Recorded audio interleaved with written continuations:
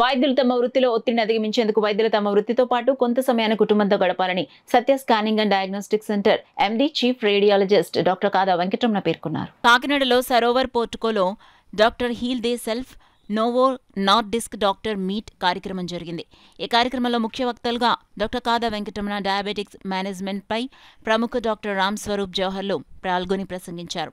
ఈ సందర్భంగా కాదా వెంకటరమణ మాట్లాడుతూ వైద్యులు తమ ఒత్తిడిని తగ్గించుకునేందుకు తీసుకోవాల్సిన చర్యలను వివరించారు. డాక్టర్ రామ్ స్వరూప్ జవహర్లు మాట్లాడుతూ డయాబెటిక్స్ లో కొత్తగా వచ్చిన ఇన్సులేషన్ పై వైద్యులకు అవగాహన కల్పించేందుకు ఈసీఎంఏని నిర్వహించడం జరిగిందని వివరించారు.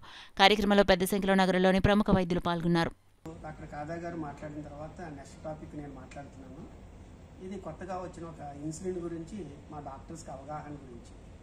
ఇన్సులిన్ డెగ్లూటెక్, యాస్పార్ట్ అని రెండు కూడా చాలా మంచి ఇన్సులిన్స్. ఒకటేమో లాంగ్ యాక్టింగ్, ఇంకొకటేమో షార్ట్ యాక్టింగ్. సో మన ఇండియన్ పేషెంట్స్లో కార్బోహైడ్రేట్ ఎక్కువగా ఉంటుంది కాబట్టి ఆ కార్బోహైడ్రేట్ తీసుకున్న తర్వాత అంటే రైస్ కానీ ఇలాంటివి తీసుకున్న తర్వాత షుగర్స్ చాలా షార్ప్గా రైజ్ అవుతాయి. అవి తగ్గించడానికంటూ ఈ యాస్పార్ట్ ఉపయోగపడుతుంది. మిగతా టైంలో 28 అవర్స్ కూడా 24 అవర్స్ నెక్స్ట్ షుగర్ తగ్గించుకోవడానికి డెగ్లూటెక్ బాగా పనిచేస్తుంది. సో ఈ కాంబినేషన్ చాలా మంచి డ్రగ్. సో దీని గురించి మన కాకినాడలో ఉన్న సీనియర్ డాక్టర్స్కి మన ఫ్రెండ్స్ అందరికీ కూడా దీని గురించి అవగాహన కల్పించడానికి ఈ కార్యక్రమాన్ని కండక్ట్ చేస్తున్నారు.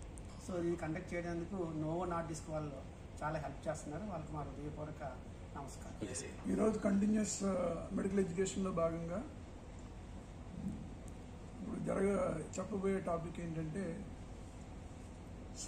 భారతదేశం నుండి సగటు పౌరుల ఆయుర్దాయం కన్నా డాక్టర్ యొక్క ఆయుర్దాయం 9 సంవత్సరాలు తక్కువగా ఉంది.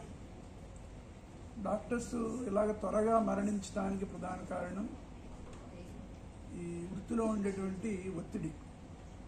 ఈ ఒత్తిడిని ఎలా తగ్గించుకోవాలనే దాని మీద ఈరోజు టాపిక్ చెప్పబోతా ఉన్నాను. అంటే ప్రధానంగా ఏంటంటే డాక్టర్స్ చేసే వృత్తి, అదేవిధంగా ఆ వృత్తికి కొంత టైం కేటాయించాలి. అట్ ది టైం కుటుంబం పట్ల, తన పర్సనల్ లైఫ్ పట్ల కొంత సమయాన్ని కేటాయించాలి. ఈ రెండింటినీ బ్యాలెన్స్ చేస్తూ ఎలాగ తమ వృత్తిలో కొనసాగాలి అనే దాని మీద ఈరోజు ప్రజెంట్ చేయబోతున్నాను. దీని మీద సీనియర్ డాక్టర్స్ యొక్క అభిప్రాయాన్ని కూడా తీసుకోవడం జరిగింది.